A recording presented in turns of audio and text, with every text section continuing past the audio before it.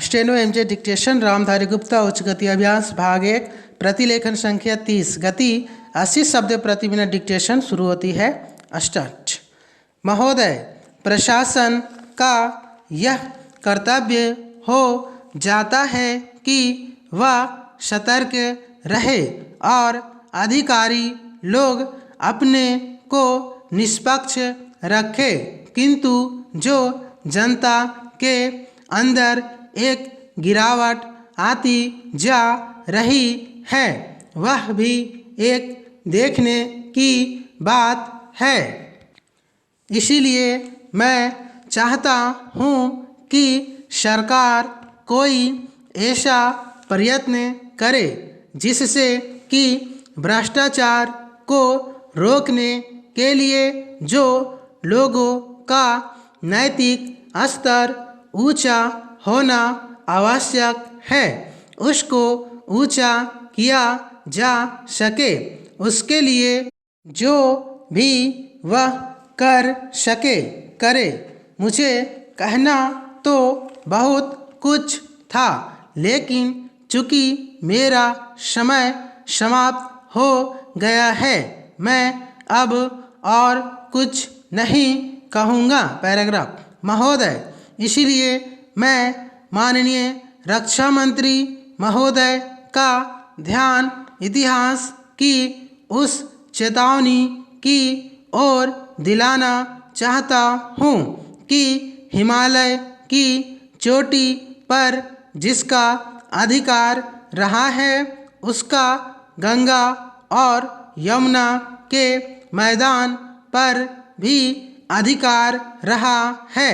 हम इस आशा में नहीं रह सकते कि हम दुश्मन को हिमालय की चोटी से उतरने दे और फिर मैदान में उसका मुकाबला करे।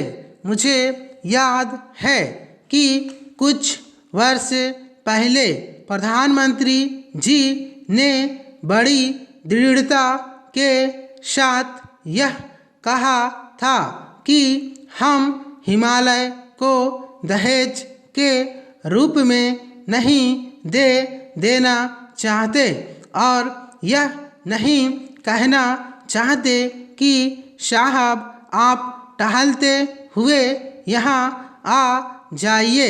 हम नहीं चाहते कि वहाँ पर कोई मुकाबला ही न हो।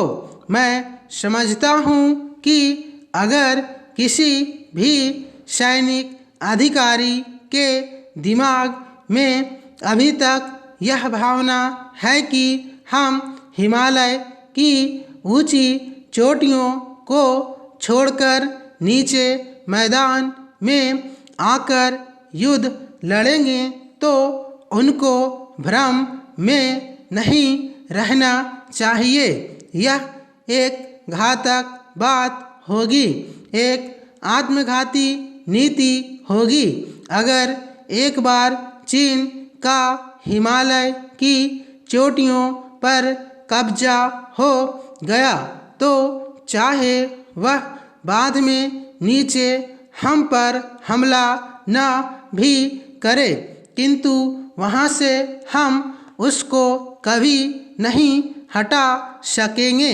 इसीलिए इस संबंध में स्पष्ट निर्णय किया जाना चाहिए। पैराग्राफ। इसके बाद मैं मध्यवर्ती क्षेत्र के बारे में कुछ कहना चाहता हूँ। पिछली बार जब चीन ने बड़े पैमाने पर आक्रमण किया था तो लद्दाख में और पूर्व में नेफा के इलाके में किया था। मध्यवर्ती क्षेत्र में मिडिल सेक्टर में लड़ाई नहीं हुई थी, लेकिन मेरा अपना अनुमान है और बहुत से लोगों को इस बात की आशंका है कि अगर अब कभी चीन ने दोबारा हम पर आक्रमण किया तो वह मिडिल सेक्टर में करेगा। इसके कई कारण मालूम पड़ते हैं। समाप्त। Thank you.